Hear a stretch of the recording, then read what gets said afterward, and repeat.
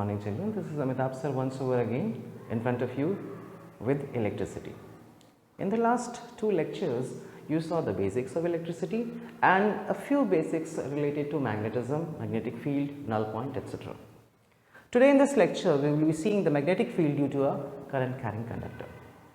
Well students, in the year 1810 Hans Christian Ørsted luckily performed an experiment, or unluckily we should say, actually he was connecting an electric circuit and a galvanometer was kept just by the side. So like this is an electric circuit with the positive terminal of the battery and the negative terminal of the battery. This is the key, and somehow a galvanometer was present over here. You know that galvanometer detects the magnetic presence. Okay, so when he just switched on this circuit, the needle of the galvanometer, which was steady during the off position of the current, showed a deflection. When again the current was switched off, it came back to its normal position. This happened couple of times. Then Hans Christian Ørsted actually discovered that whenever there is a current carrying conductor, it is associated with a magnetic field which is being detected by the galvanometer. So he proposed this theory, and this theory was further used by different scientists to make different sort of instruments. Okay, now we see in this picture that there is a magnetic field associated with it. Now what happens exactly in this, we will see in this diagram.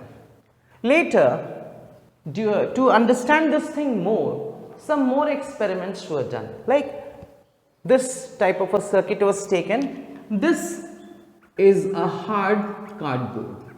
Okay, this is a hard cardboard, and you know students, some iron filings were spread on this cardboard unevenly, and then this was started, and when electricity was passed through it, all the iron filings arranged themselves in a particular fashion, in this circular type of fashion. So that confirmed that whenever there is a current carrying conductor and we have an associated magnetic field with it. Now this was repeated having a different array. Now we will see in this circuit diagram that here we are having two sources, like this is being bent into a loop, and we have two cardboards, cardboard C1 and cardboard C2. Now this roundels which happened over here, let us see if it happens over here also. So some iron filings were spread on this as well as on this board. The circuit was started. As you know, the direction of current is this. Now it was seen once over again that the iron filings arranged themselves in this particular fashion. Same over here. Okay, same over here, but with a difference. Now you will ask me, sir, what is the difference? The difference, students, was in the direction of flow of current. Okay, when the current was going upward like this, a galvanometer was over here, and this is the null position, and it showed a deflection this way. Okay, this showed a deflection this way when the current was going in the upward direction. Fine. Now over here, now when the current is going over here, the deflection over here, the current going down was at a different, the opposite direction. Here when the current was coming down over here, it was showing again this side deflection. When this side goes, current goes in this loop, that is the loop 2, it showed again a positive deflection, and when it came back, it shown again a negative deflection. That means it shows that whenever the direction of current changes, the deflection also changes. So we have over here two loops, and this magnetic field was divided into 2, means rather we can say that we had two magnetic fields.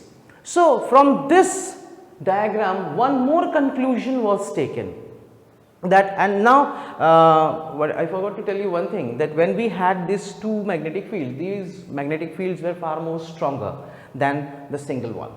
So it was concluded that if we have a circuit like this, for example this is a cardboard, then we take the loop, we place another cardboard, we take a loop, we place another cardboard, we take a loop, we place another cardboard, these things are going to multiply. Okay, we are going to see a multiple magnetic field, and so on and so forth. So this principle was used in the manufacture of a new thing that is called as a solenoid. Okay, so we have a coil type of structure, that maybe say that a wire has been wounded in the form of a coil, and then an electric current is passed through it, and this array is known as, or this arrangement is known as a solenoid. Now what is the beauty of this solenoid is, in every loop we get a magnetic field, and the more the number of loops, the more is the strength of the magnetic field. So in this the current flows in this direction, and this is the direction of current. Now we see by Maxwell's thumb rule the direction of magnetic field. You have the Maxwell's thumb rule. Now what is this Maxwell's thumb rule? Okay, see, this is my palm. If I close this in the form of this thing like a closed curve, then the thumb points in the direction of the electric current. The thumb points in the direction of electric current, and this curve, and the curve in which, the direction in which my fingers are folding gives you the direction of magnetic field. So when over here I have a magnetic field somewhat like this, okay, in this type. Same is over here, here, here, and over here. Now in this loop we have a current going down, so my magnetic field lines are like this way. Okay, it is from inside to outside. It is here, it is from outside to inside. So the direction of the magnetic field over here is different, and the direction of magnetic field over here is different because of the Maxwell. We can detect it by Maxwell's thumb rule. Okay, now if this is a sort of a solenoid, then the entire arrangement actually behaves like a bar magnet with a distinctive north as well as a distinctive south pole. Now the question, student, arises, which end are we going to name as north pole and which end are we going to see as south pole? Now as you can see in this diagram, that over here we are having this as south pole. Why? The simple and basic things, just to note that whenever you see that the direction of current is clockwise, if the direction of current is clockwise, that end is termed as south pole, and when the direction of the current is anti-clockwise, like over here we have a anti-clockwise clock, this is a clock, this is 12, 3, 6, 9.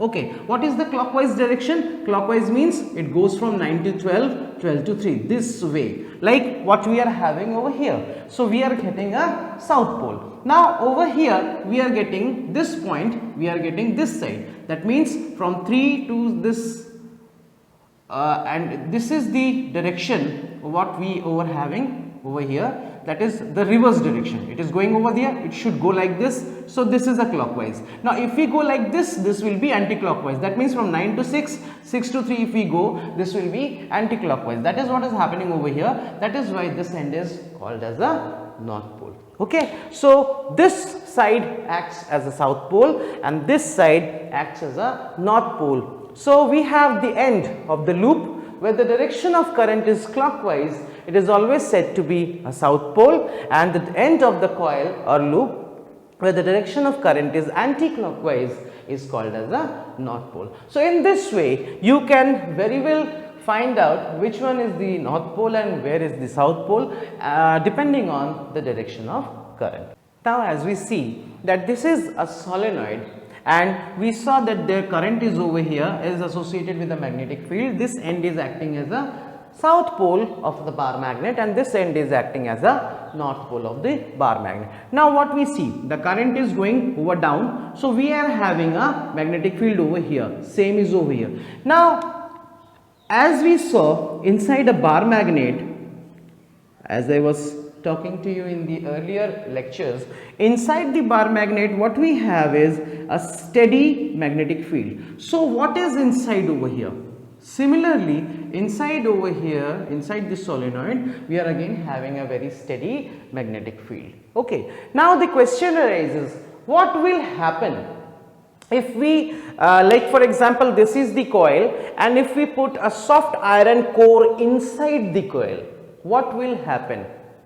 This experiment was done and to the surprise it was seen when a soft iron core was inserted inside the coil, it experienced this type of magnetism. When the soft iron core was inserted inside the solenoid, it experienced this type of force, this type of magnetism, and you know this, when it was like this and it started rotating because of the magnetic field, there was a continuous rotation of this soft iron core inside this. And this experiment actually formed the basics of a DC motor. Okay, we will come down to DC motor when we will discuss in detail, but this was the basic principle which was used in DC motor. Now we will see how is it happening. Now we will see some forces on a current carrying conductor. Fleming, he actually gave two rules. First one which we are discussing over here is Fleming's left hand rule. What is Fleming's left hand rule? To understand the force. Like this is my left hand. If I arrange all the three fingers in three dimensions, x axis, y axis and z axis, each with a phase difference of 90 degree, then we will see the arrangement like this. Now these three fingers show something different. Okay. Now the middle finger, this middle finger actually shows you the current, the direction of current.